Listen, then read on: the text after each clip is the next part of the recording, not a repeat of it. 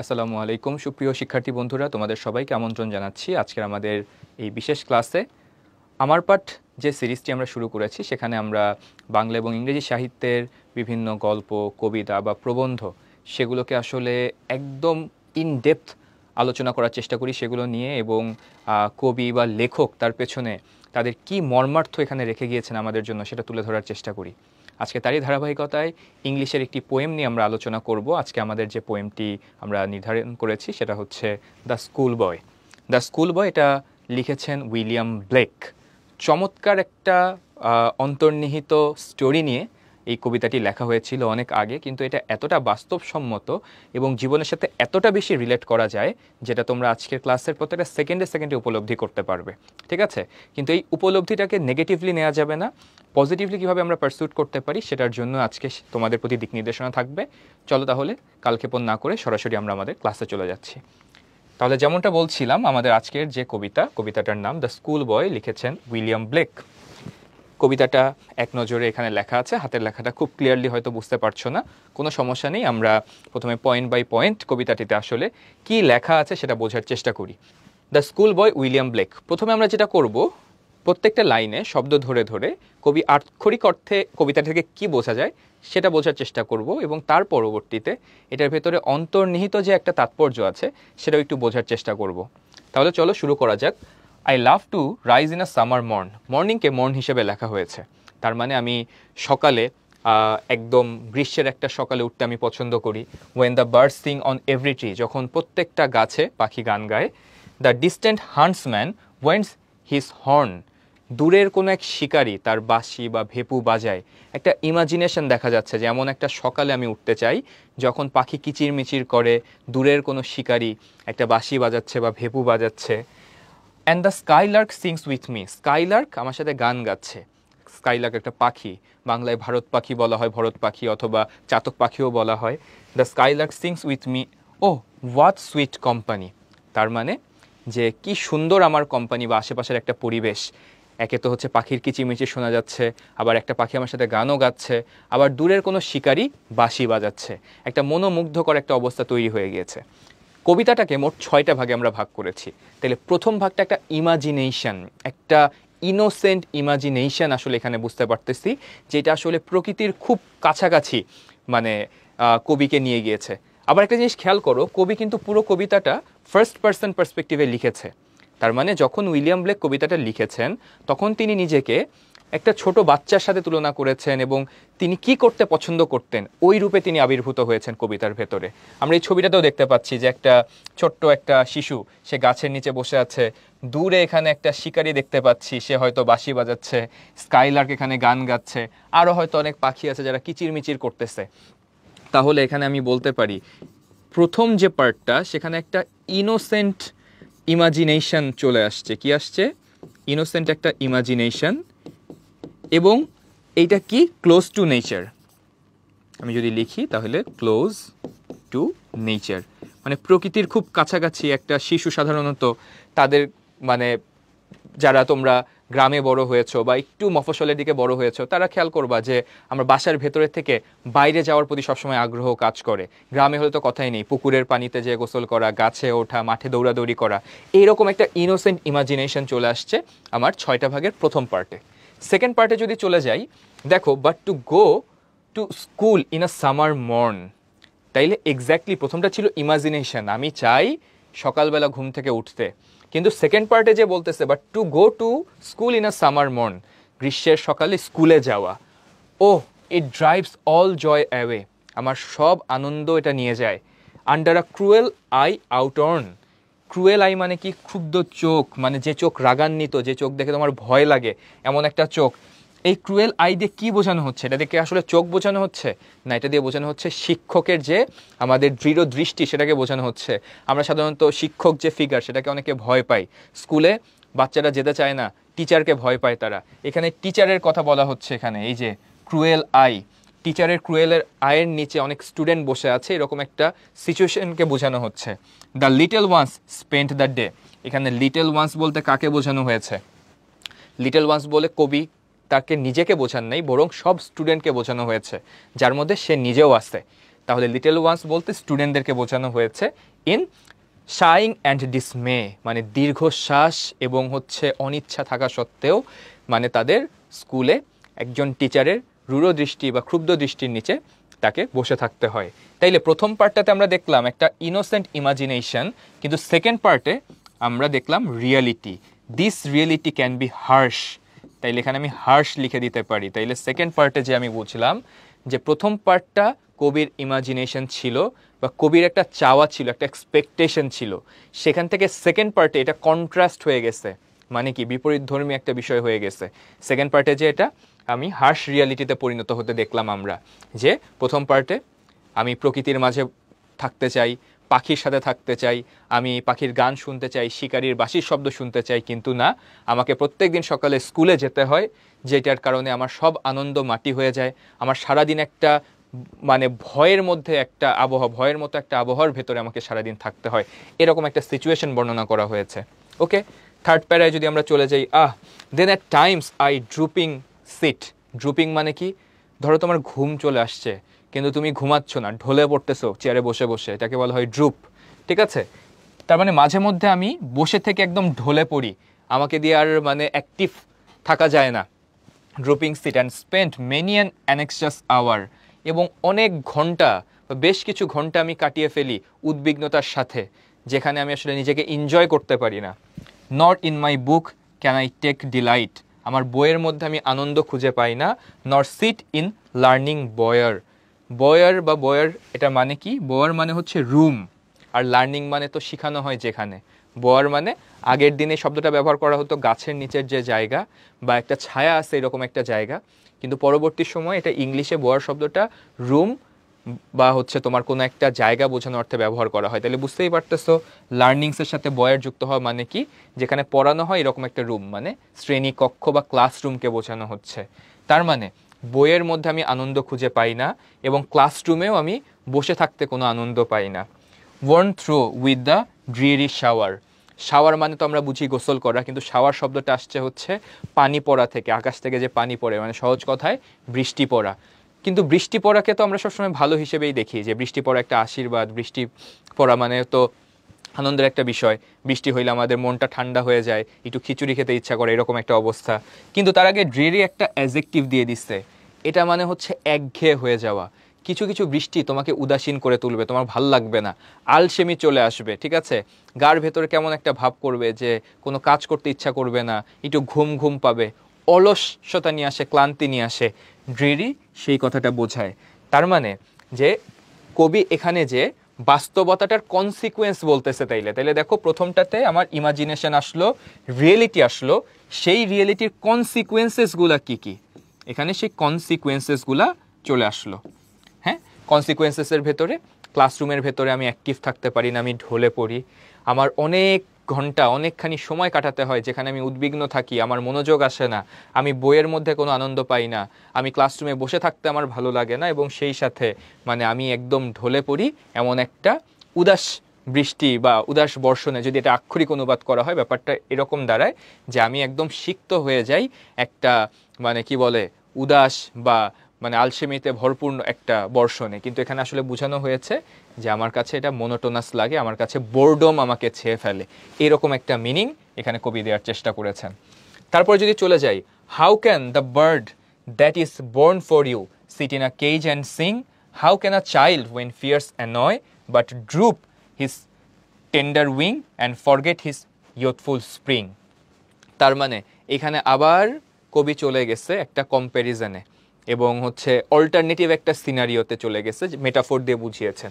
দেখি, how can the bird that is born for joy, এখানে the bird মানে সহজ কথায় বোঝানো হয়েছে যেই পাখিটা আনন্দের জন্য জন্মেছে সে কি কখনো খাঁচাতে বন্দি মানে কি বলে থেকে গান গাইতে পারবে?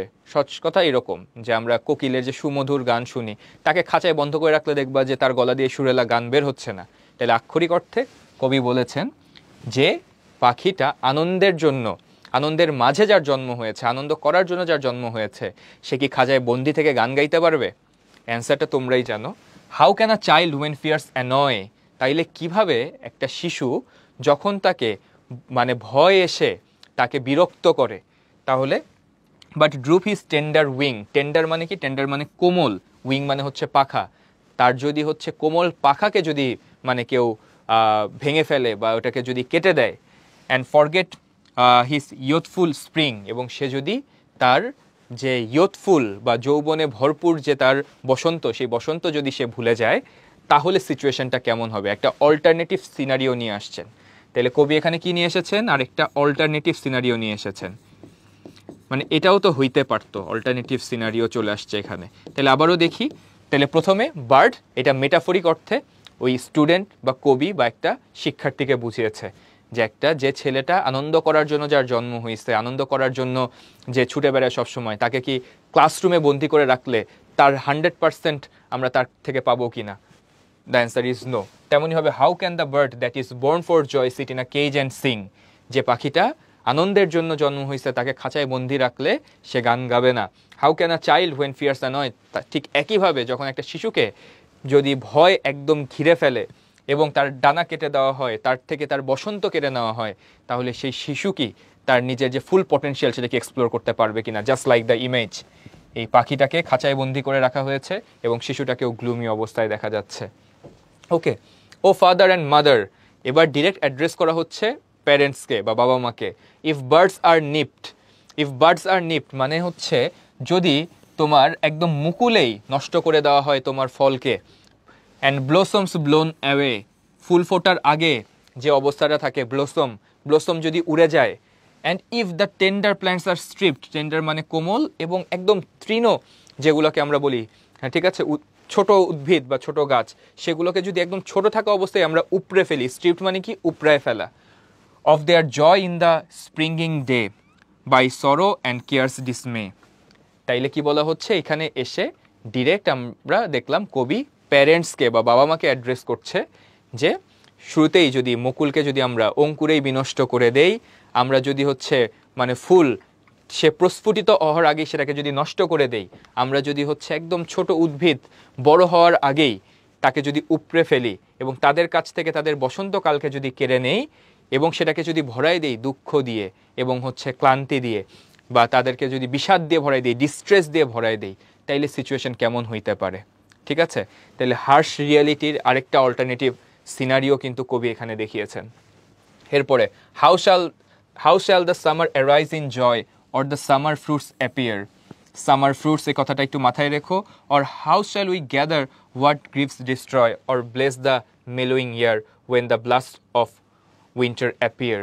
তাহলে আক্ষরিকভাবে যে যখন, তাহলে একটু আগে আমরা স্প্রিংয়ের কথা দেখলাম, যে দেখো এখানে স্প্রিংয়ের কথা আছে, পরের জায়গায় যে স্প্রিং থেকে সামার চলে আসছে, আমরা জানি বসন্তের পরে আসে গ্রীষ্মকাল, শীত বসন্ত গ্রীষ্ম।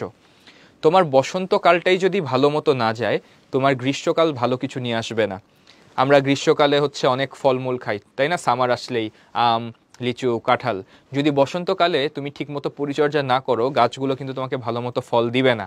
এইখানে এই যে সামার ফ্রুটস কথাটাকে তুমি ওইভাবেই চিন্তা করো, যে বসন্ত যদি তোমার খারাপ যায়, তাহলে স্প্রিংয়ে যে দিনগুলো আসবে সেটা তোমার জন্য আশীর্বাদ স্বরূপ হবে না। এইখানে যে সামারের ফ্রুট পাবা তুমি, সেটা কিভাবে হবে যদি বসন্তকালে তুমি টেক কেয়ার না করো? Or how shall we gather what griefs destroy, আর কিভাবে আমরা সেটা গুছাই নিব যেটা হচ্ছে আমাদের দুঃখ, আমাদের কষ্ট, যেটাকে ধ্বংস করে দিছে। তুমি যদি গাছে পানি না দাও, ওই সময় গাছগুলোকে যদি আটকায় রাখো, সেখানে যদি সূর্যের আলো না যায়, যে ক্ষতিটা হবে, তাহলে তুমি ফলগুলোকে কিভাবে কালেক্ট করবা, গাছগুলোকে কিভাবে বড় করবা? অর ব্লেস দ্য মেলোয়িং ইয়ার, মেলো কথাটার অর্থ কোমল বা নরম, মেলোয়িং ইয়ার মানে একটা সুন্দর একটা বছর, খুব স্বাচ্ছন্দ্য, যেটা তোমার কাছে সুদিং, তোমার জন্য একটা গুড এক্সপিরিয়েন্স নিয়ে আসবে, এমন একটা বছরকে বোঝানো হচ্ছে। তাইলে আমার যদি সামার আমার জন্য ভালো না হয়, তাহলে সারাটা বছর আমার সুন্দর কিভাবে কাটবে? When the blast of winter appear, আরও তো ভয়াবহ দিন আসতে পারে। আমরা সারা বছরের যে 6টা ঋতু আমাদের দেশের চিন্তা করো, সবচেয়ে ভয়ঙ্কর ঋতু হিসেবে সব জায়গাতেই চিন্তা করা হয় শীতকাল। এখানে ব্লাস্ট অফ উইন্টার মানে তীব্র শীতের কথা বলা হচ্ছে। এটা ভবিষ্যৎ, অন্ধকারচ্ছন্ন একটা ভবিষ্যৎকে ইন্ডিকেট করার জন্য মেটাফরিক অর্থে এখানে শব্দটা ব্যবহার করা হয়েছে। তাইলে এটার আক্ষরিক অনুবাদটা বুঝলাম। ভাবার্থটা কি? ভাবার্থটা যে একটা শিশু তো বড় হচ্ছে, তাহলে বড় হওয়ার ফেজটাকে বসন্তকাল যদি ধরি, তাহলে সামার হবে তার পরিপূর্ণ বয়স। তাহলে পরিপূর্ণ বয়সে তার থেকে যদি আমি ভালো আউটকাম চাই বা ভালো কিছু চাই, তাহলে বসন্তকালে তাকে ভালো রাখতে হবে।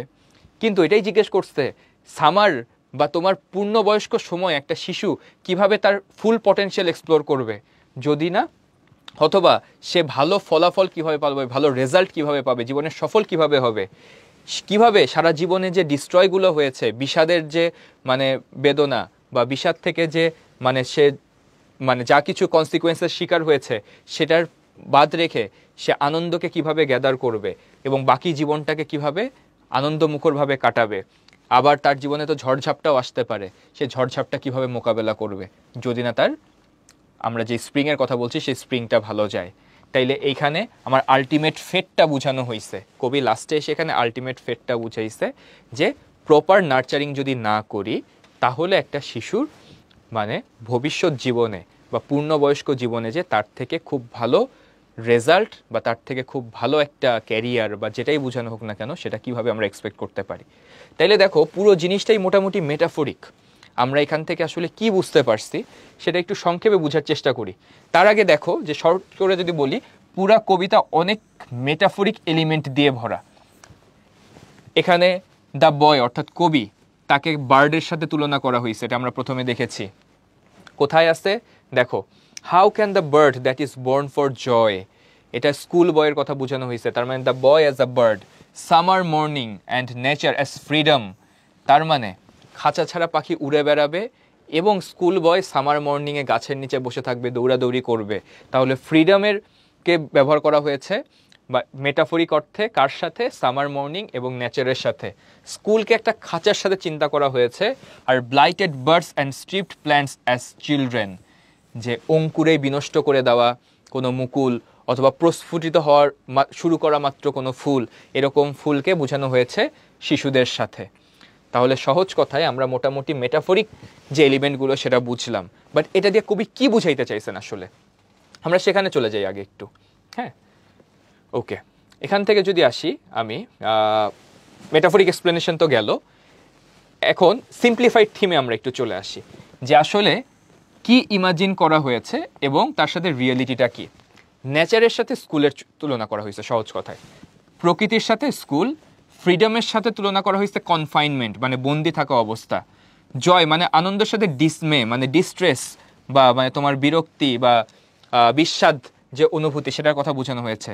ন্যাচারাল গ্রোথের সাথে তুলনা করা হয়েছে ফোর্সড লার্নিং, অর্গানিক লার্নিংয়ের সাথে তুলনা করা হয়েছে মেকানিক্যাল এডুকেশনকে। কোনটা কোথায় তুলনা করা হয়েছে এবার একটু বের করার চেষ্টা করি চলো। নেচার ভার্সেস স্কুল, সেটা কিভাবে, পাখিকে দিয়ে তুলনা করা হয়েছে যে পাখিটা মুক্ত আকাশে উড়ে বেড়াতে পছন্দ করে, তাকে খাঁচায় বন্দি রাখলে সে কি গান গাবে? ঠিক তেমনই হবে শিশুরা, তারা বেশিরভাগ শিক্ষা তারা পাবে প্রকৃতি থেকে। তাকে যদি স্কুল কক্ষের ভেতরে কনফাইন রাখা হয় তার ভেতর থেকে সর্বোচ্চটা বের করে আনা কঠিন। তাইলে এখানে কি কবি সম্পূর্ণভাবে স্কুলের বিরোধিতা করেছে? ব্যাপারটা এইরকম না। এই কবিতার যে ভাবার্থ সেটাকে নেগেটিভলি নেওয়ার কোনো উপায় নাই, যে আমরা তো স্কুল কলেজে পড়ছি বিধায় তার কবিতাটা পড়তে পারতেছি, তার মানে কি স্কুল কলেজে আমরা বাদ দিয়ে দিব? ব্যাপারটা এরকম না। কিন্তু যে স্কুল কলেজ শুধুমাত্র প্রাতিষ্ঠানিক শিক্ষাকে প্রাধান্য দেয়, যারা শুধু মনে করে শ্রেণীকক্ষে যা পড়ানো হয় সেটাই জীবন গড়ে তোলার জন্য ইনাফ, সেটার বিরোধিতা করেছেন কবি এখানে। কবি মনে করে যে প্রকৃতি থেকে যা তার যে শিক্ষা সেটাও জরুরি, স্কুল কলেজে যাওয়াও তার জন্য জরুরি। কোনোভাবেই প্রকৃতি থেকে শিশুকে টান দিয়ে নিয়ে ক্লাসরুমে বসিয়ে রাখলে তার ফুল পটেনশিয়াল এক্সপ্লোর করা সম্ভব হবে না। তাইলে প্রথম যে তুলনাটা সেটা আসছে নেচার ভার্সেস স্কুল। এই দুইটাকে কবি মুখোমুখি দাঁড় করিয়ে দেননি, বরং একটা আরেকটার কমপ্লিমেন্টারি হিসেবে তিনি দাঁড় করিয়ে দিয়েছেন, যে একটা শিশুকে ঠিক পাখির মতোই, পাখির যেমন দিন শেষে ঘরে ফিরে আসতে হয়, নিরে ফিরতে হয়, তেমনি শিশু সে বাসায় যাবে, স্কুলে যাবে, কিন্তু প্রকৃতি থেকে তাকে বিচ্ছিন্ন করা যাবে না। এটা প্রথম কথা। ফ্রিডম ভার্সেস কনফাইনমেন্ট, শিশুকে তার স্বাধীনতা দিতে হবে। সে দুষ্টামি করতে পছন্দ করে, দুরন্তপনা করতে পছন্দ করে, সে প্রকৃতির প্রত্যেকটা উপাদানের ভিতরে আনন্দ খুঁজে পায়, সেই ফ্রিডম তাকে দিতে হবে, তাকে বন্দি করে ফেলা যাবে না। এখানে তাহলে ফ্রিডম ভার্সেস কনফাইনমেন্ট এটাকে কবি মুখোমুখি দাঁড় করিয়ে দিয়েছেন। আনন্দ এবং ডিসমে, এটা বুঝতেই পারছো তোমরা। Natural growth versus forced learning, একটু পর আমরা রিয়েল লাইফ এক্সপিরিয়েন্স দিয়ে দেখব যে কিছু কিছু জিনিস মানুষ প্রাকৃতিকভাবে শেখে, ন্যাচারালি শেখে, আর তাকে জোর করে কিছু জিনিস শেখানো হয়। কোনটা বেশি ইফেক্টিভ? কবির মতে ইফেক্টিভ হচ্ছে ডেফিনেটলি ন্যাচারাল গ্রোথ ফোর্স লার্নিংয়ের চেয়ে।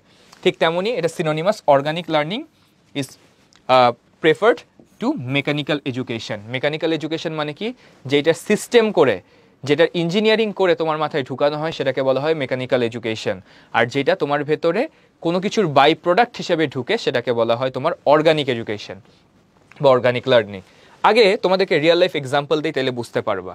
What Blake force others lived, কথাটার মানে হচ্ছে ফোরস মানে আগে থেকে দেখতে পাওয়া, ফোর মানে পূর্বে, স মানে দেখতে পাওয়া, ফোরসি থেকে ফোরস। ব্লেক যেটা দেখেছিলেন সেই জীবনটাই সবাই কাটিয়েছেন। ব্লেকের লেখার পরে অনেক মনীষীর জন্ম হয়েছে যাদের জীবনের সাথে ব্লেকের এই কবিতাটা একদম মিলে যায়। তুমি যদি চিন্তা করো, আলবার্ট আইনস্টাইন, তার একটা বিখ্যাত উক্তি আছে, imagination is more important than knowledge. তাইলে প্রথম কথা ইমাজিনেশন কথাটা আসছে, এটা তোমরা আরও ভালো মতো বুঝবা যখন তোমাদের কাছে লিটারারি ডিভাইস পড়ানো হবে। একটু মনে করার চেষ্টা করো তো, কবির এই কবিতার ভেতরে কত জায়গায় ইমাজিনেশনের কথা তিনি বলেছেন। ইমাজিনেশন মানে কি, কল্পনা। তিনি কিন্তু কল্পনার জগৎ থেকেই কবিতাটা লিখেছেন। এমন যদি হইতো আমি কোনো গ্রীষ্মের সকালে ঘুম থেকে উঠতাম, গাছের নিচে বসে থাকতাম, পাখি কিচিরমিচির করতো, শিকারি দূর থেকে বাঁশি বাজাইতো, তাইলে কি এটা ইমাজিনেশন না? তাহলে ইমাজিনেশনকে বলা হচ্ছে মোর ইম্পর্টেন্ট দ্যান নলেজ। তোমার যে জ্ঞান, জ্ঞানের থেকে তোমার ইমাজিন করার যে শক্তি, ইমাজিনেশন যে পাওয়ার, সেইটা বেশি পাওয়ারফুল বা বেশি ইম্পর্টেন্ট, আলবার্ট আইনস্টাইন বলেছেন। এবং তার প্রাতিষ্ঠানিক ডিগ্রি কি ছিল? সে কি পিএইচডি করা? সে কি কয়টা মাস্টার্স আছে তার? সে কি দেশ মানে পৃথিবীর মানে টপ কোনো ইউনিভার্সিটি থেকে পড়াশোনা করে পাশ করছেন? এমন তো না। তাইলে exactly what Blake force others lived, আদার্সের কথা পরে Albert Einstein exactly lived in that way. তিনি নেচার থেকে শিখেছেন, ন্যাচারাল গ্রোথ তার ভিতরে ছিল। এক্স্যাক্টলি এটাই উইলিয়াম ব্লেক তার কবিতাতে বোঝানোর চেষ্টা করেছেন। রবীন্দ্রনাথ ঠাকুর, তার তো অনেক টাকা পয়সা ছিল, প্রাতিষ্ঠানিক শিক্ষার জন্য তিনি বিদেশ গিয়েছিলেন, কিন্তু না, তার পড়াশোনা করতে ভালো লাগে নাই, সে ফিরে এসেছেন দেশে। এবং তিনি তার সাহিত্যকর্মে বলেছেন, স্কুল আমাকে যেসব জিনিস শিখাইতে পারে নাই সেসব আমাকে আমার জীবন শিখিয়েছে, আমার প্রকৃতি শিখিয়েছে, আমার নেচার শিখিয়েছে। ঠিক আছে, the poet who quit school to learn in nature. তিনি নিজেই বলেছিলেন, স্কুল আমাকে সেই সব জিনিস শিখাইতে পারে নাই যেসব আমাকে আমার প্রকৃতি শিখিয়েছে, আমার জীবন আমাকে শিখিয়েছে। তাইলে দেখো, উইলিয়াম ব্লেক প্রকৃতির কথা বলছে না, সে তো শেখার জন্য অন্য কিছু বলতে পারতো, যে আসল শেখাটা হচ্ছে স্বপ্নের ভেতরে, ঘুমের মধ্যে, ড্রিমিং। আসল শেখাটা হচ্ছে আমাদের ঘুম, আসল শেখা হচ্ছে আমাদের খাওয়া, সেটা বলে নাই। সে প্রকৃতির মাঝে তোমাকে নিয়ে গেছে। সে বলছে এমন একটা সকাল, এমন একটা গ্রীষ্মকাল, এমন একটা বসন্তকাল যেখানে কবি বা স্কুল বয় সে প্রকৃতির মাঝে থাকতে চায়। তার মানে কবি জানতো যে প্রকৃতি শেখার জন্য একটা পারফেক্ট মিডিয়াম হইতে পারে। এটার ভ্যালিডেশন পাওয়া যায় রবীন্দ্রনাথ ঠাকুরের কথায়, যে স্কুল ছেড়ে দিয়েছে কিন্তু জীবনের আসল শিক্ষাটা পেয়েছে প্রকৃতির মাঝ থেকে। রিচার্ড ফেম্যান, দ্য কিউরিয়াস ফিজিসিস্ট, একজন পদার্থবিদ ছিল। তিনি খেলতে খেলতে সব কিছু শিখছে, খেলতে খেলতে আটকায় যাইতো, এই জিনিসটা কিভাবে হয়, এই জিনিসটা কিভাবে কাজ করে, তার মনে প্রশ্ন আসছে, কৌতূহল আসছে। শিক্ষার জন্য আমি পার্সোনালি একটা জিনিস বিশ্বাস করি, কেউ যদি পড়াশোনায় জীবনে খুব ভালো করতে চায়, একাডেমিক লাইফে খুব ভালো করতে চায়, তার ভেতরে কৌতূহল থাকাটা দরকার, প্রশ্ন করা শেখাটা দরকার। সব কিছুতে যদি প্রশ্ন করো, নিউটনের কথা চিন্তা করো, সে কিন্তু গাছের নিচে বসেছিল, এক্স্যাক্টলি যেইখানে কবি বসে আছেন। আমরা শুরুর ছবিতে দেখছি এরকম গাছের একটা নিচে নিউটন বসেছিল, আপেল গাছের নিচে, তার মাথায় কিন্তু আপেলটা পড়েছিল। সে ওই জায়গাটায় বসে না থেকে যদি বিছানায় ঘুমাইতো, মাথায় আপেল পড়তো না। ঠিক আছে, আপেল পড়েছে এবং সে নিজেকে প্রশ্ন করছে যে আপেলটা নিচে কেন পড়লো। আপেলটা তো উপরেও যাইতে পারতো বা ঝুলেও থাকতে পারতো, নিচে কেন পড়লো? এখান থেকেই কিন্তু পরবর্তীতে গ্রাভিটি বা মহাকর্ষ বল কি জিনিস সেই থিওরি কিন্তু তিনি আবিষ্কারের পথে চলে গিয়েছেন। তার মানে কৌতূহল থাকতে হবে, আর এই কৌতূহল জন্মানোর জন্য সবচেয়ে ভালো মিডিয়াম হচ্ছে তোমার প্রকৃতি। তাহলে the curious physicist who learned through play, খেলার মাধ্যমে তিনি হচ্ছে একজন পদার্থবিদ ছিলেন, রিচার্ড ফেনম্যান, তিনি শিখেছেন। জ্যাক রুশো, ফরাসি বিপ্লবের সাথে জড়িত বিখ্যাত এক ব্যক্তিত্ব, ফিলোসফার অফ ন্যাচারাল এডুকেশন। তার কাছে তিনি এটাই প্রিচ করতেন যে পড়াশোনা হবে প্রাকৃতিক, এটা গদবাঁধা পড়াশোনা করলে হবে না। তার মানে আমরা পুরো কবিতাটার একটা অন্তর্নিহিত মূল ভাবটা কি সেটা বুঝতে পারছি। তাহলে আমার সাথে তোমরা একটু আগে একটু প্র্যাকটিস করো তো ভাই আপুরা, যে কি কি ওয়ার্ড মনে আছে আমাদের, কি কি মনে আছে। প্রথম কথা দেখি, আমরা মেটাফোরগুলো একটু মনে করার চেষ্টা করি। দ্য স্কুল বয়, দেখো দ্য স্কুল বয়, এটাকে কার সাথে তুলনা করা হয়েছে? একটা বার্ডের সাথে তুলনা করা হয়েছে। হ্যাঁ, স্কুলকে কিসের সাথে তুলনা করা হয়েছে? স্কুলকে তুলনা করা হয়েছে হচ্ছে একটা কেজের সাথে তুলনা করা হয়েছে। হ্যাঁ, তারপরে নেচারকে কিসের সাথে তুলনা করা হয়েছে? নেচারকে তুলনা করা হয়েছে ফ্রিডমের সাথে। তারপরে যদি বলো যে তোমার প্ল্যান্ট বা ব্লসম, এগুলোকে কিসের সাথে তুলনা করা হয়েছে? প্ল্যান্ট বা ব্লসম এগুলোকে চিন্তা করা হয়েছে তোমার চাইল্ডহুডের সাথে, চাইল্ডহুডের সাথে। তারপর সামার ফ্রুটস, সামার ফ্রুটস এটাকে তুলনা করা হয়েছে তোমার সাকসেস বা তুমি তোমার অ্যাডাল্টহুড, রেজাল্টস ফ্রম অ্যাডাল্টহুড এর সাথে তুলনা করা হয়েছে তোমার সামার ফ্রুটসকে। তোমার স্প্রিংকে তুলনা করা হয়েছে তোমার কিসের সাথে?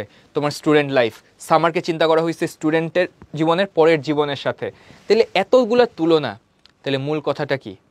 মূল কথা যদি এটাকে আমার সামারি করতে হয়, যে কবি তার কবিতার ভেতরে এমন মানে একটা সিনারিও তৈরি করেছে যে স্কুল বয় হিসেবে নিজেকে প্রকাশ করেছেন।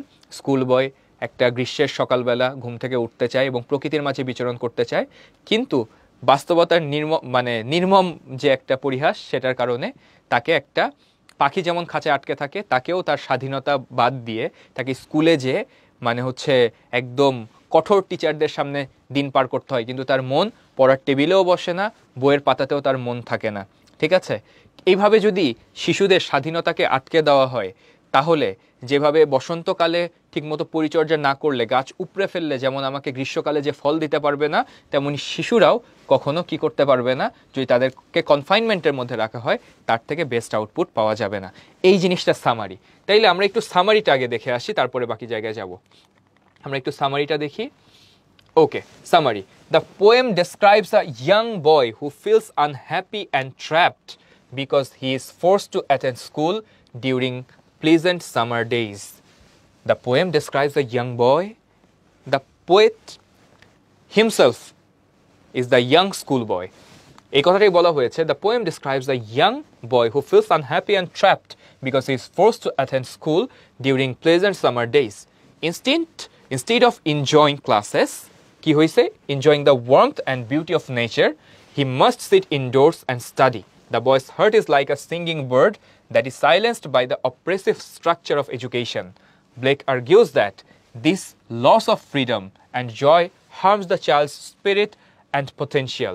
He suggests that education should nurture rather than restrict children, allowing them to grow happily in harmony with nature. তার মানে এই কথা বলা হয়েছে, আমরা মোটামুটি বুঝতে পারছি একটা আইডিয়াল সামারি। এটা সামারি মানে তো বুঝি একটা কবিতায় আক্ষরিকভাবে কি বোঝানো হয়েছে, কবিতারকে ছোট করে নিয়ে আসা। তাহলে সহজ কথা, কবিতায় যে স্কুল বয়, কবি নিজে, সে তাকে স্কুলে ক্লাস করতে হয় instead of enjoying beautiful summer days. হ্যাঁ, ওর হার্টটা একটা পাখির মতো যে কিচিরমিচির করতে পছন্দ করে, কিন্তু না, তাকে কনফাইন্ড থাকতে হয় একটা ক্লাসরুমের মধ্যে এবং তাকে বই নিয়ে বসে থাকতে হয়। হ্যাঁ, এবং তারপরে কি বলা হয়েছে যে কি বলে, তাকে তো একটা শান্তিপূর্ণ পরিবেশ দেওয়া উচিত ছিল, কিন্তু না, তাকে কি করা হয়েছে? অপ্রেসিভ স্ট্রাকচার অফ এডুকেশনের ভিতরে আটকায় ফেলা হয়েছে। এতে করে কি হয়? শিশুদের ফ্রিডমটা নষ্ট হয়, তারা যে আনন্দের ভেতরে বেড়ে ওঠে সেই পরিবেশটা নষ্ট হয়, তার স্পিরিচুয়াল যে এনার্জি সেটা ডিভিয়েট করে। এবং সেটা বলে এই এডুকেশনটা এমন হওয়া উচিত যে এটা নার্চার করবে, বাচ্চাদেরকে পরিচর্যা করবে, এটাকে ধ্বংস করে দিবে না। গাছে যেমন পানি দিতে হয়, গাছ যদি ডিরেক্ট এসে তুমি কেটে ফেলো কাঁচি দিয়ে, বড় কাঁচি দিয়ে, গাছ বড় হবে না। তো বাচ্চাদেরকে কনফাইন করা মানে কাঁচি দিয়ে কেটে ফেলা, কিন্তু না, তাদেরকে পরিচর্যা করতে হবে। তাইলে স্কুলের উচিত বাচ্চাদেরকে পরিচর্যা করা এবং তারা যাতে হ্যাপিলি এবং প্রকৃতির মাঝে বেড়ে উঠতে পারে সেই রকম একটা আবহাওয়া তৈরি করে দেওয়া। এটা হচ্ছে কবিতাটার সামারি। অ্যান্ড থিমটা কি? The poem explores the negative impact of formal education. বুঝতে পারতেছো, আমাদের ফর্মাল যে এডুকেশন সিস্টেম, ইনস্টিটিউশনাল যে সিস্টেম, যে স্কুলের বাইরে বাচ্চাদেরকে যেতে দেওয়া যাবে না, খেলার মাঠ বন্ধ করে দেওয়া হচ্ছে, বাচ্চারা খেললে নষ্ট হয়ে যাবে। তাইলে কি হচ্ছে? বাসা থেকে ঘুম থেকে উঠবে, স্কুলে যাবে, বাসায় আসবে, ঘুমায় যাবে পড়াশোনা করে। এই যে রুটিনটা, এই রুটিনটা একটা negative side of our education system. এটা বলা হয়েছে, the poem explores the negative impact of formal education on a child's natural joy, freedom and connection with nature. It criticises how strict schooling confines children, suppressing their creativity and happiness. Blake emphasizes the importance of allowing children to enjoy their youth and learn through natural experiences rather than rigid discipline. তাইলে কোন কথাটা কোথায় বলা আছে একটু মনে করার চেষ্টা করি। Explores the negative impact of formal education, এই কথাটা আসলে কোথায় বোঝা যায়? তোমাকে যদি নিয়ে যাই কবিতার মাঝখানে, তাইলে খেয়াল করে দেখো, এই যে এই রকম চোখ, তো আমি বুকে হাত দিয়ে বলতে পারি বাংলাদেশের সব স্টুডেন্ট, যত স্টুডেন্ট আমার এই ক্লাসটা করতেছো বা এর বাইরেও যত স্টুডেন্ট আছে, তাদের স্কুল জীবন বা কলেজ জীবনে এরকম একজন বা দুইজন টিচার ছিল যাদেরকে দেখে আমরা জমের মতো ভয় পাইতাম। এখন ভয় পাওয়া ভালো, কিন্তু টিচারের সাথে সম্পর্কটা বন্ধুত্বপূর্ণ হওয়া উচিত। টিচারকে দেখে স্টুডেন্ট যদি ভয় পায়, তাহলে তার কাছে কৌতূহল নিয়ে যাবে না, তার সাথে ওই লার্নিং এবং টিচিং যে একটা রিলেশনশিপ, সেটা বিল্ড আপ হবে না। এটাকেই বলা হচ্ছে ওই যে আমাদের negative side of our education system, এবং মানে মানে রেস্ট্রিকটিভ একটা জায়গা, একটা খাঁচার মধ্যে বন্দি থাকা, যে একটা ক্লাসরুম এবং বইয়ের মাঝখানে মুখস্থ করে তোমাদেরকে শিখাই দিলাম পরীক্ষায় পাশ করো, সেই কথাটা এখানে বলা হচ্ছে। সো এটাই আমরা দেখলাম এখানে, যে negative impact of formal education on a child's natural joy. ওই রকম ক্ষুব্ধ চোখ, ওই রকম ভয়ঙ্কর চেহারা যদি তোমার চোখের সামনে বারবার ভেসে ওঠে, তাহলে তোমার এটা ন্যাচারাল জয়, ফ্রিডম এবং কানেকশন উইথ নেচার এটাকে নষ্ট করবে। It criticise how strict schooling confines children, suppressing their creativity and happiness. কীভাবে তুমি প্রকৃতির সাথে মিশতে পারতেছো না, সামার মর্নিং এনজয় করতে পারতেছো না, ওই টাইম তোমার ক্লাস করতে হচ্ছে, পরীক্ষা দিতে হচ্ছে। এটাতে করে কি হচ্ছে, তোমাকে কনফাইন করে ফেলতেছে, তোমার ফ্রিডম সাপ্রেস করতেছে। Blake emphasizes the importance of allowing children to enjoy their youth and learn through natural experiences. একটা কথা কিন্তু ক্লিয়ার, স্কুলিং মেথডটা এগেইনস্টে সে কথা বলতে পারে, কিন্তু সে কিন্তু লার্নিংকে একবারও ডিনাই করে নাই। তোমার লাইফে শিখতে হবে, শেখাটা ম্যান্ডেটারি। শেখার মিডিয়াম কি হবে, সেটা প্রকৃতি হইতে পারে বা স্কুল হইতে পারে। সে মনে করে প্রকৃতিটা ম্যান্ডেটারি, প্রকৃতি থেকে তোমার শিখতেই হবে। স্কুল যদি সেটাকে মানে বাধা দেয়, তাইলে সেখানে স্কুলকে তিনি ক্রিটিসাইজ করতেছে যে স্কুলিং সিস্টেম এমন হওয়া যাবে না যেটা একটা স্টুডেন্টকে প্রকৃতি থেকে শেখা থেকে বিরত রাখে। তাইলে আমরা থিমটা বুঝলাম, থিম আরও শর্টার, একদম অন্তর্নিহিত যে মূল ভাব সেটা তুলে ধরে হচ্ছে থিমের লক্ষ্য। তাহলে থিমের মূল কথাটা কি ছিল, এই কবিতাটাতে আসলে আমাদের যে স্কুলিং সিস্টেম সেটার অ্যাডভার্স সাইডটা বা নেগেটিভ সাইডটা তুলে ধরা হয়েছে। একটা শিশু সে প্রকৃতি থেকে শিখবে, তাকে যদি কনফাইন করে স্কুল রুমে বন্দি রাখা হয়, তাহলে তার ন্যাচারাল গ্রোথ এবং অর্গানিক যে লার্নিং সেটাকে আটকায় দেওয়া হবে। Rather this poem emphasized on allowing students, যাতে তারা প্রকৃতি থেকে শিখতে পারে অ্যাপার্ট ফ্রম জেনারেল এডুকেশন। এটা ছিল হচ্ছে থিম। সামারিও আমরা দেখলাম, থিমও দেখলাম। এবার সবচেয়ে ইম্পর্ট্যান্ট একটা পার্টে আমরা যাব, সেটা হচ্ছে এখানে কি কি লিটারারি ডিভাইস ব্যবহার করা হয়েছে। সাধারণত কবি সাহিত্যিকরা যারা থাকে, তারা বিভিন্ন কবিতা লেখার সময় বা সাহিত্যকর্ম রচনা করার সময় কি করে, তারা সবসময় কিছু ডিভাইস ইউজ করে, যেগুলোকে বলা হয় লিটারারি ডিভাইস, বা এগুলোকে ফিগার অফ স্পিচও বলা হয়। কোনো কিছুর সাথে কোনো কিছু তুলনা করা বা সুন্দর সুন্দর উপমা দেওয়া, এগুলোকে আমরা মেটাফর নামে চিনি, সিমিলি নামে চিনি, অ্যালিটারেশন আছে, হাইপারবোল আছে। এই কবিতা এরকম অসংখ্য এক্সাম্পল আছে। আমরা কয়েকটা জিনিস আমরা একটু মার্ক করি, চলো। I love to rise in a summer morn when the birds sing on every day. প্রথম কথা, তোমরা হয়তো সবাই জানো একটা ফিগার অফ স্পিচ আছে যেটার নাম পার্সোনিফিকেশন। কি নাম? পার্সোনিফিকেশন। হোয়াট ডাজ ইট মিন ভাইয়া? পার্সোনিফিকেশন কথাটা বুঝতে পারতেছো, পার্সন থেকে আসছে পার্সোনিফিকেশন, অর্থাৎ কোনো জড় বস্তু বা মানুষ ছাড়া অন্য কোনো প্রাণী, তার ভেতরে মানুষের কোনো গুণাবলীকে ইনজেক্ট করা। তুমি মানুষের কোনো গুণ তাকে দিয়ে চিন্তা করতেছো, ঠিক আছে? যেমন পাখি গান গায়, পাখি তো আসলে গান গায় না, গান গায় মানুষ, আমরা পাখিকে চিন্তা করে নিই যে পাখি গান গাচ্ছে। সূর্য মামা হাসে, সূর্য কোনদিন হাসে? সূর্যের দাঁত আছে, মুখ আছে না, কিন্তু আমরা চিন্তা করে নিই সূর্য হাসতেছে। আবার হচ্ছে মানে কি বলে, মানে আকাশ কাঁদতেছে, দ্য স্কাই ইজ ক্রাইং, মানে আকাশই কখনো কাঁদে? কাঁদে না, কিন্তু মানুষের গুণ দিয়ে তাকে গুণান্বিত করছি। তার মানে এরকম কোনো মানুষ ছাড়া অন্য কোনো কিছু, সেটা জড় বস্তু হইতে পারে, অন্য কোনো প্রাণী হইতে পারে, মানে এই ইহ জগতের যে কোনো কিছু হইতে পারে, সেটার ভিতরে মানুষের কোনো গুণাবলী ঢুকাই দেওয়াই হচ্ছে পার্সোনিফিকেশন। তাইলে এখানে when the birds sing on every day, এটাকে আমরা একটা পার্সোনিফিকেশনের উদাহরণ বলতে পারি। কি বলতে পারি? এটাকে আমরা একটা পার্সোনিফিকেশনের উদাহরণ বলতে পারি। এবং সেই সাথে আরেকটা জিনিস এখানে আছে, তোমরা ইমাজেরি নাম শুনছো? ইমাজেরি, ইমাজেরি জিনিসটা কি? ইমেজ থেকে আসছে হচ্ছে ইমাজিনেশন, ইমাজিনেশন থেকে আসছে ইমেজেরি, মানে যেটা কল্পনা থেকে আসে। কল্পনার ভেতরে কবি সাহিত্যিকরা যখন একটা অল্টারনেটিভ সিনারিও নিয়ে আসে, একটা মানে কি বলে নতুন একটা অবস্থা নিয়ে আসে যেটা বাস্তব না, যেটা আসলে কল্পনার ভেতরে একটা তোমার কি বলে ইমাজিনেশন রিয়েলিটি, ইমাজিনেটিভ রিয়েলিটি তোমার, ঠিক আছে, এইরকম ঘটনাগুলোকে বলা হয় ইমাজেরি। তাহলে দেখো, I love to rise in a summer mourn. এটা একটা ইমাজেরি উদাহরণ, যে এটা কবির কল্পনা। বাস্তবতাটা তো স্কুলে যাইতে হয়, কিন্তু সে অল্টারনেটিভ একটা সিনারিও কল্পনা করছে স্কুলে না যেয়ে। মানে এমন যদি হইতো আমি সকালবেলা ঘুম থেকে উঠে গাছের নিচে যাইতাম, বা এমন যদি হইতো যে আমি সকালবেলা, ধর ইমাজেরি কোনটা, আমি ধর উপন্যাস লিখতে যাই লিখলাম, এমন যদি হইতো আমি একটা আরব শেখের ঘরে জন্ম নিলাম, ঘুম থেকে ওঠার পরে দেখতাম যে অনেকগুলো উট এসে আমার বাসার সামনে দাঁড়ায় আসছে, কিন্তু উঠ না, আমি রোজ রয়েসে করে বাসা থেকে বের হইতাম, হয়ে পুরা ডেজার্ট ঘুরে বেড়াইতাম। তাইলে এটা একটা ইমাজিনেশন না, একটা অল্টারনেটিভ সিচুয়েশন না? তাইলে তেমনইভাবে instead of going to school, the poet wanted to rise in a summer morn.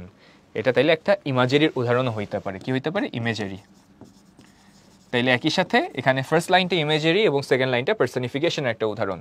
The distant huntsman winds his horn. দূরের শিকারী বাঁশি বাজাচ্ছে। এ তো বাস্তবে ঘটতেছে না, সে কল্পনা করতেছে।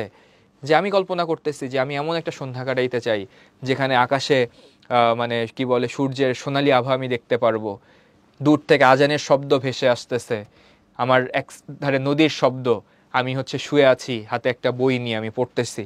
এই ঘটনা আমার সাথে ঘটে নাই, আমি চিন্তা করতেছি। তাহলে এটাও একটা ইমেজারি হইতে পারে। কি হইতে পারে? এখানেও ফার্স্ট লাইন একটা imagery, and the second lines, the skylark sings with me. Skylark মানে ভরত পাখি আমার সাথে গান গাচ্ছে, তার ভেতরে পার্সনের গুণাবলী দিয়ে দিচ্ছে। তাহলে এটাও বোঝার বাকি নেই, এটা তাহলে সেকেন্ড লাইনে একটা পার্সোনিফিকেশনের উদাহরণ। কিসের উদাহরণ? পার্সোনিফিকেশনের উদাহরণ। But to go to school in a summer morn, oh, it drives all joy away. এটা ডিফিকাল্ট। ডিফিকাল্ট অ্যাজ ইন, দেখো, স্কুলে যাওয়া গ্রীষ্মের এক সকালে, এটা অনেক আমার আনন্দ যা আছে সবগুলোকে নিয়ে গেছে। তাহলে প্রথম কথাটা কন্ট্রাস্ট বুঝাইছে। কি বুঝাইছে? কন্ট্রাস্ট। কিন্তু কন্ট্রাস্ট কোনো লিটারারি ডিভাইস না বা ফিগার অফ স্পিচ না। তাহলে কন্ট্রাস্ট বুঝাইতে মাঝে মধ্যে আইরনি ব্যবহার করা হয়, বাট এটা মানে আইরনি না ডিরেক্ট অর্থে। আইরনি তো আমরা মাঝে মধ্যে বলি আমার সাথে আইরনি কইরো না, মানে মজা করা, ঠিক আছে? দুইটা অল্টারনেটিভ সিচুয়েশন দাঁড় করে দেওয়া, এটাকে মাঝে মধ্যে আইরনির ভিতরে ফেলা যায়। বাট এটাকে কিছুটা এক্সাজারেট করা হয়েছে আমার মতে।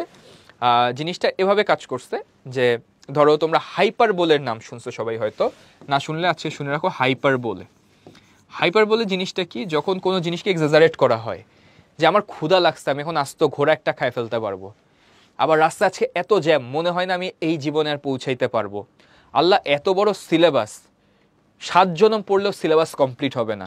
এই যে এক্সাজারেট করে যে কথাগুলো বলা, এটাকে বলা হয় হাইপারবোল।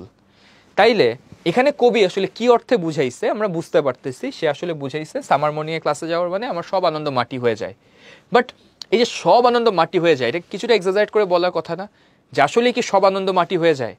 যে হ্যাঁ, মানে একটা পার্শিয়াল পোর্শন অফ মি যেটা স্কুলে যাইতে চায় না, সে একটু নিরাশ হয়। তার মানে এই কথাটা কিছুটা এক্সাজারেট করা বলা হয়েছে। এটা ধরে নিলে এখানে তাহলে হাইপারবোলের একটা এক্সাম্পল পাওয়া যায়। আবার কেউ কেউ মনে করতে পারে ভাই এটা আইরনি হইতে পারে, বাট আমার কাছে মনে হয় এখানে হাইপারবোলির একটা এলিমেন্ট পাওয়া যায়। যে না, মানে ডেফিনেটলি নেচারে না যে স্কুলে গেলে আনন্দ কমে যাইতে পারে, কিন্তু জীবনের সব আনন্দ মাটি হয়ে যাবে, এটা কিছুটা কাব্যিক অর্থে মানে করা হয়েছে, খুব বেশি ইনহ্যান্সড করে কথাটা বলা হয়েছে। সো এটা হাইপারবোল আমার মতে হইতে পারে। How can the bird that is born for joy sit in a cage and sing? তাইলে এখানে how can the bird that is born for joy sit in a cage and sing, এখানে কিসের example আছে? যে cage এবং সিং, এখানে cage দিয়ে স্কুলকে বোঝানো হচ্ছে, এবং সিং মানে পারফর্ম করা এই অর্থে বোঝানো হয়েছে, আর বার্ডকে বোঝানো হয়েছে স্টুডেন্টকে দিয়ে। ঠিক আছে? তাহলে এটা সিম্বলিজমের উদাহরণ হইতে পারে। কিসের উদাহরণ হইতে পারে? এটা সিম্বলিজমের উদাহরণ হইতে পারে। আবার মেটাফোর হিসেবে ওটাকে চিন্তা করতে পারো যে ভাই মেটাফোর অর্থে ব্যবহার করা হয়েছে, কিন্তু না, এখানে ডিরেক্ট কোনো মেটাফোর ব্যবহার করা হয়নি। মেটাফোরের ভেতরে তোমার ডিরেক্ট একটা জিনিস থাকবে, মানে ধরো তোমাকে ডিরেক্ট বলতেছি ইউ আর আ লায়ন, হ্যাঁ, ও মেটাফোর হইতে পারে you are like a lion, you are just like কি বলে চিতা, এগুলো সিমিলি মেটাফোরের উদাহরণ। সো মেটাফোরিক এলিমেন্টের মধ্যে আছে, বাট এটা কিন্তু সিম্বল অর্থে ব্যবহার করা হয়েছে। ঠিক আছে? সিম্বল। তাহলে সিম্বলিজম মানে কি? যখন একটা জিনিসকে আরেকটা জিনিসের পরিবর্তে ওই শব্দটা ব্যবহার করা হয়, ঠিক আছে, তখন সেটাকে সিম্বলিজম। যেমন আমি যদি এভাবে বলি, যারা অ্যাডমিশন টেস্ট দিবা, তোমরা একটা যোদ্ধা, you are like a warrior, আমি যদি এভাবে বলি dear students you are like a warrior, then it could be simile metaphor, আমি যেভাবে শব্দ চয়ন করি সেটার উপর ডিপেন্ড করে। বাট আমি যদি এরকম একটা গল্প বলি যে যোদ্ধাদের আসলে প্রস্তুতি নিতে হয় দীর্ঘ সময় ধরে, হ্যাঁ, যুদ্ধের ময়দানে যুদ্ধ করতে হয়, যুদ্ধের ফলাফল পক্ষেও আসতে পারে বিপক্ষেও যাইতে পারে, তাহলে পুরা গল্পটা যোদ্ধার পার্সপেক্টিভে আগাইছে। তাহলে এখানে আসলে যোদ্ধা সিম্বল হিসেবে কাজ করছে। কার সিম্বল? অ্যাডমিশন ক্যান্ডিডেটদের সিম্বল। তাইলে এখানে আসলে এটা more likely a symbolism, more likely a symbolism. If birds are nipped and blossoms blown away, same goes for birds, children বোঝানো হচ্ছে। If the tender plants are stripped, যদি হচ্ছে নরম গাছকে তুমি উপড়ে ফেলো তাদের মানে আনন্দ হারায় যাবে, তাহলে এগুলো তোমার সিম্বলিজমের উদাহরণ হইতে পারে।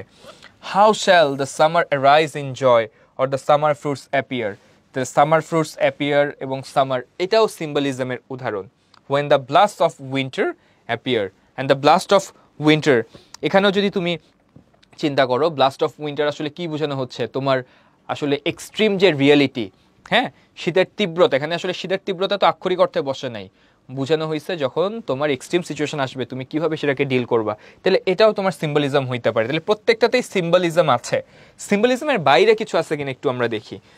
যেমন how shall the summer rise in joy or summer, আবার if the tender plants are stripped, if the birds are nipped, এগুলো কিন্তু ইমেজারির ভিতরেও পড়তে পারে, কারণ একটা কল্পনার ভেতরে একটা ইমাজিনারি সিচুয়েশনে কিন্তু কবি এখানে নিয়ে গেছে। তার মানে সবসময় একটা লাইন বা একটা ওয়ার্ড যে একটা ফিগার অফ স্পিচকে ইন্ডিকেট করে ব্যাপারটা এমন না, মাল্টিপল ফিগার অফ স্পিচ থাকতে পারে, মাল্টিপল এলিমেন্ট থাকতে পারে। বাট এখানে আমরা মোস্টলি পাইলাম ইমেজারি আছে প্রায় সবগুলোতে, প্রায় সবগুলোতেই সিম্বলিজম আছে। বাট একটা ইন্টারেস্টিং আছে সামার মর্ন, মানে আমার এটা সব আনন্দ নিয়ে যায়, এটা মেটাফোর না, বাট এটা হইতে পারে। But to go school in a summer mourn, স্কুলে যাওয়া একটা সামার মর্নে, এখানে কোনো মেটাফোর নাই বা কোনো আমার এখানে হচ্ছে সিমিলি নেই, সিম্বলিজম নেই। ড্রাইভস অল জয় অ্যাওয়ে, এটা একটা প্লেন লিনিয়ার সেন্টেন্স। এখানে তাহলে কি আছে, একটা কন্ট্রাস্ট বুঝাচ্ছে, বাট কন্ট্রাস্টে যে আউটকামটা সেটা একটু এক্সাজারেট করে বলা হয়েছে, তাই আই থিঙ্ক ইটস হাইপারবোলি। তাহলে বুঝলাম আমরা। তাহলে ফাইনালি আমরা একটু কবিতাটাকে আসলে কে লিখছে তাকে একটু দেখে আসি। William Blake. William Blake, he was born in London, England back in 1755. He died there in 1827. তাকে ধরা হয় precursor of the romantic movement in literature. Romanticism was a reaction to the enlightenment and emphasized emotion, imagination and individual experience. তার অনেক writing আছে এবং তার রাইটিংয়ে দেখো একটু আগে যে কথাগুলো বলতেছিলাম, তার রাইটিং নোন মানে বিখ্যাত কেন, তার সিম্বলিজমের জন্য, ইমাজারির জন্য, ভিশনারি এক্সপিরিয়েন্সের জন্য। He was a poet, printmaker, painter and his work often combined this elements. তাইলে বুঝতেই পারছো তার কবিতাতে অনেক বেশি ইমেজারি থাকবে, অনেক বেশি সিম্বলিজম থাকবে, এটাই স্বাভাবিক যেটা এখানে লেখা আছে। কিন্তু তিনি একজন কবির পাশাপাশি তিনি হচ্ছে একজন প্রিন্ট মেকার ছিলেন এবং একজন তিনি অঙ্কন শিল্পীও ছিলেন। কিন্তু তিনি songs of innocence, songs of experience, the marriage of heaven and hell and Jerusalem, these are some of his important works. Okay, দেখো একটা ছোট্ট গ্রামাটিক্যাল নিয়মও শিখাই দেই। ওয়ার্কস, ওয়ার্ক শব্দটা this can be either a noun or a verb. যখন work verb হিসেবে কাজ করে তাইলে প্রেজেন্ট টেন্সের ক্ষেত্রে সেটা প্লুরালের ক্ষেত্রে ওয়ার্ক বসে, থার্ড পারসন সিঙ্গুলার নাম্বারের ক্ষেত্রে ওয়ার্কস বসে। তাইলে the word work when used as verb can be work and works both. Verb হইলে এটা ওয়ার্ক হইতে পারে, ওয়ার্কস হইতে পারে। বাট এখানে ইম্পর্টেন্ট একটা অ্যাডজেক্টিভ, অ্যান্ড আফটার অ্যাডজেক্টিভ এই প্লেসটা কার, এটা একটা নাউনের প্লেস। তার মানে এইখানে ওয়ার্কটা একটা নাউন। নাউন হিসেবে ওয়ার্ক এবং ওয়ার্কস দুইটা শব্দই ব্যবহার করা হয় এবং দুইটা ডিফারেন্ট দুইটা মিনিং। তোমরা হয়তো অনেকেই জানো, তাও বলে রাখছি, নাউন হিসেবে যখন ওয়ার্ক শব্দটা ব্যবহৃত হয় তার মানে কাজ। ধরো আমি রান্না করতেছি, আমি গাড়ি চালাইতেছি, আমি ঘর মুছতেছি, এটা work. I have a lot of work to do, not lot of works to do. When used as works তার মানে এটাতে শুধুমাত্র শিল্পকর্ম বোঝায়। আমি যদি বলি I have a lot of works to do, তার মানে সাধারণ কোনো কাজ না, অনেক সাহিত্যকর্ম, অনেক চিত্রকর্ম, অনেক উপন্যাস, অনেক কবিতা, এইগুলা লেখা বাকি আমার। তাহলে দুইটা ওয়ার্ডের মধ্যে পার্থক্য আছে। নাউন হিসেবে বসলে ওয়ার্ক মানে সাধারণ কাজ, আর ওয়ার্কস মানে সাহিত্যকর্ম বা শিল্পকর্ম বোঝায়। অ্যান্ড ফাইনালি এখানে তোমাদের জন্য একদম লাইন বাই লাইন আক্ষরিক অনুবাদ দেওয়া আছে, যেটা আমি শুরুতেই বলেছি। I love to rise in a summer mourn, আমি গ্রীষ্মের সকালে উঠতে ভালোবাসি, যখন পাখিরা কিচিরমিচির করে গাছে গাছে, দূরবর্তী শিকারী তার ভেপু বাজায় এবং ভরত পাখি আমার সাথে গায়। কি মিষ্টি বন্ধু, কিন্তু গ্রীষ্মের সকালে স্কুলে যাওয়া ওহ সকল আনন্দ দূর করে দেয়। জীর্ণ ও কঠোর দৃষ্টির অধীনে ছোটরা সেখানে দিন অতিবাহিত করে দীর্ঘশ্বাস এবং হতাশায়। সে সময় আমি ঢলে পড়ে বসে থাকি এবং কিছুটা উদ্বিগ্ন সময় কাটাই। না আমি আমার বইয়ে আনন্দ পাই না, না বসতে পারি শ্রেণীকক্ষে, নিরানন্দ বর্ষণে সিক্ত হই। কিভাবে আনন্দের জন্য জন্মানো পাখি খাঁচায় গান গাইতে পারে, কিভাবে একটি শিশু যখন ভয় তাকে বিরক্ত করে কিন্তু ছেড়ে ফেলা হয় তার কোমল ডানা এবং ভুলে যায় তার যৌবনদীপ্ত বসন্ত। ও বাবা মা, যদি মুকুলকে অঙ্কুরে বিনষ্ট করা হয়, প্রস্ফুটনকে উড়িয়ে নিয়ে যাওয়া হয় এবং স্নিগ্ধ চারাগাছকে উপড়ে ফেলা হয় বসন্তে তাদের আনন্দকে দুঃখ এবং হতাশা দ্বারা, কিভাবে গ্রীষ্ম আনন্দের সাথে আগমন করবে, কিংবা গ্রীষ্মের ফল কিভাবে দেখা যাবে, অথবা দুঃখ যা ধ্বংস করে তা কিভাবে পাবো, কিংবা কিভাবে মহিমান্বিত করব কোমল বছরকে যখন শীতের তীব্রতা সজোরে আঘাত করে। এটা আক্ষরিক অনুবাদ, বাট প্রত্যেকটা লাইনের ভেতরই আমাদের সিম্বলিক বা মেটাফরিক মিনিং আছে। ঠিক আছে, লাইন বাই লাইন লাস্ট এটা দেখাই দিয়ে আজকের ক্লাস এখানে শেষ করব। প্রথম লাইনটা আমি গ্রীষ্মের সকালে উঠতে ভালোবাসি, এখান থেকে শুরু করে ও হোয়াট আ সুইট কোম্পানি, যেটা শুরুতেই বলেছিলাম, এই 4টা লাইনে ফ্রিডম বোঝানো হয়েছে যে আমি ফ্রিডম চাই, আমি মুক্তি চাই। I want to live close to the nature, close to the nature. তাইলে মুক্তি, প্রকৃতির কাছাকাছি থাকা এবং সেই সাথে মানে একজন শিশুর অন্তর্নিহিত যে চাওয়া সেগুলো চলে আসছে প্রথম এই পার্টটাতে। But to go to school in a summer morn or ওই drives all the joy under a cruel eye outworn, এখানে জীর্ণ কঠোর দৃষ্টির অধীনে, এখানে আসলে স্ট্রিক্টনেসকে বোঝানো হচ্ছে। কি বোঝানো হচ্ছে? স্ট্রিক্টনেস। ঠিক আছে, এখানে সহজ করে বলতে গেলে টিচার অ্যান্ড ক্লাসরুম, এটাকে ভয়ের বা ভীতির একটা এলিমেন্ট হিসেবে চিন্তা করা হয়েছে। ঠিক আছে, the little ones spend the day, স্টুডেন্টসের কথা বোঝানো হয়েছে। স্টুডেন্টস তাদের সারাদিন কিভাবে কাটায় সেটার কথা বলা হয়েছে। ইন শাইং অ্যান্ড ডিসমে, দীর্ঘশ্বাস এবং হতাশায়, মানে নট এনজয়িং এটা বোঝানো হয়েছে। Then at times I drooping sit, আমি ঢলে পড়ি। And spend many an anxious hour, many an anxious hour, nor in my book can I take delight, nor sit in learning bower, worn through dreary shower. মানে আমি not enjoying, সহজ কথা এই পর্যন্ত school life not enjoying এটাই বুঝাইছে কবি তার কবিতার মাঝখানে। How can the bird that is born for joy sit in a cage and sing, সহজ কথায় পাখি খাঁচায় কিভাবে বন্দি থাকবে এবং গান গাবে, যেটা আনন্দের জন্য জন্মাইছে।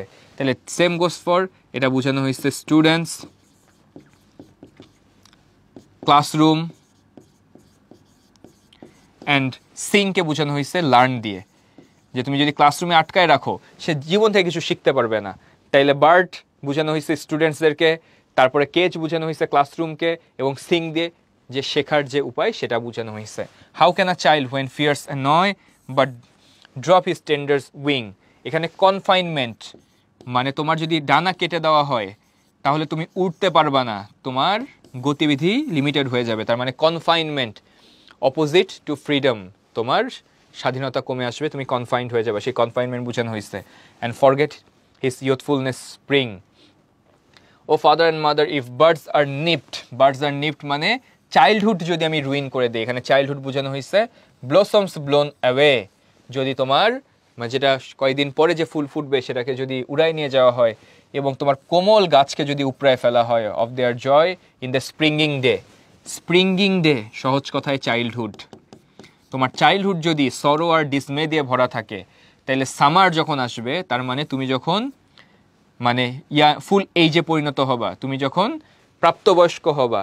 সামার ফ্রুটস অ্যাপিয়ার মানে সামার ফ্রুটস, এইখানে তোমার লাইফের আলটিমেট ফেট, তোমার ভাগ্য, তোমার ক্যারিয়ার, তোমার সাফল্য, সেটা তুমি কিভাবে পাবা। সহজ কথায় যদি তাদের জয়, তাদের আনন্দ যদি তাদের স্প্রিঙ্গিং ডে মানে চাইল্ডহুড থেকে কেড়ে নেওয়া হয়, তাহলে গ্রীষ্মকালে যে তুমি আনন্দ কিভাবে পাবা, সামার ফ্রুট কেমনে দেখবা।